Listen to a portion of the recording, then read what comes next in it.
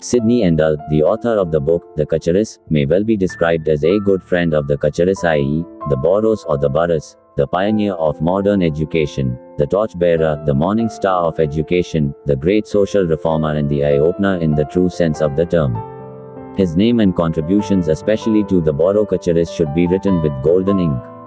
His book, The Kacharis, is a monograph about the aboriginal races, the Boros Bodos, their origin, physical, religious, moral, social and domestic life.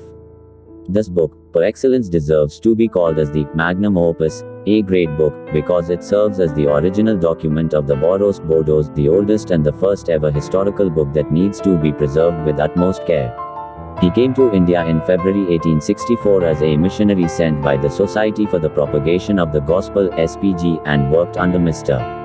Hesselmeyer at Kachari Mission, stationed at Tezpur, Assam. Ordained as a deacon in 1865 by Bishop of Calcutta, he took the charge of the SPG mission among the tea garden coolies at Dibrugarh. After the death of Mr.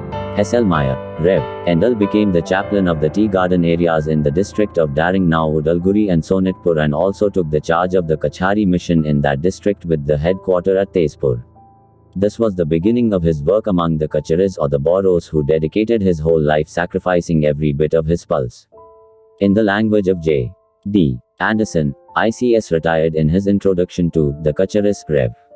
Endle has been described as the most unworldly and simple of men, almost an ascetic in his personal taste and habits, could sympathize with and understand men. Being a man with a native shrewdness and a quiet sense of humor rarely found in other Englishmen beyond the seas, Mr. Endle could easily attract the hearts of the people he loved. This writer would like to quote the same verse what J.D. Anderson has quoted from the Chaucer to describe him at his best. He was a shepherd and no mercenary. And though he wholly were virtuous, he was too simple men not despotus. Nay of his speech dangerous nay dying. But in his teaching discreet and benign.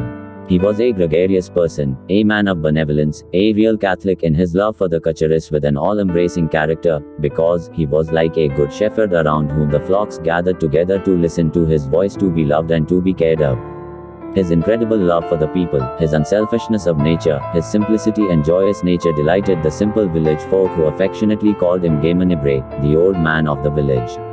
His contributions to his beloved Kacharis cannot simply be analyzed from the religious point of view, as he was chiefly in his missionary work, but also to be judged from the educational, social and literary point of view. He came down to Udalguri area from Tezpur and founded the first ever church called St. Paul Church, 1864-1873 at Bengbari village. He also founded simultaneously the first ever LP school at Bengbari in 1865 and also introduced Roman script for Boro medium of instruction.